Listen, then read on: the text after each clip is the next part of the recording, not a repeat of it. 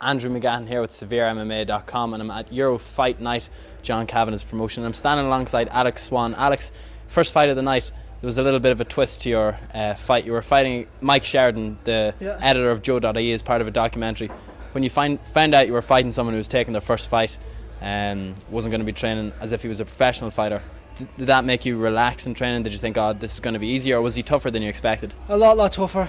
I didn't take it easy because it's been a long while since I was doing any sort of boxing or training, so I knew he had 12 weeks and I was coming from nothing. I was actually just coming from a holiday, so I was in bits, so it was 4 really tough weeks training. And I didn't take anything for granted because I seen him in a few of the classes. He's really fit and sharp, so I knew I had to push 100%. When he's only been training for 12 weeks and he's had to evolve from the beginning, where you have a boxing background, what was the most impressive part about Mike's performance? Purely his fitness. I felt after round 1 I was dead, I was gone. He just kept coming. I hit him as hard as I could. He just kept coming back at me, solid chin, and just like I was just completely impressed with how fit he was. He was just a freak. You were throwing a couple of kicks towards the end, exotic kicks. Is that from a background, or did you think that you were going to land those sort of kicks on him because he was inexperienced? He mightn't have seen a flying kick.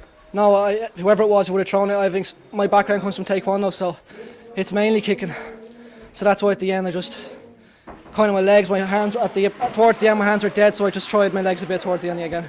And finally, since you've taken a bit of a layoff and now you're only back, what's the plan? Do you want to get back in there as quick as possible? Yeah, like I needed something to train for. I was sick of this. I do weights in the Edge. It's a personal training gym, and that's what I usually do, just weights. And I've missed the combat sports, so definitely going to keep this up. It's nothing like it. And one final thing, there was a bit of confusion beforehand because people were thinking, oh, this is a taekwondo guy coming in to fight a guy who's, a lot of people thought he was just looking for a victory. Do you know what I mean? Does that give you any sort of extra satisfaction to know that you come out to beat the guy that everyone was kind of hoping would win? The fairy tale story. You're the guy, you're like Tommy Gunn from Rocky 5.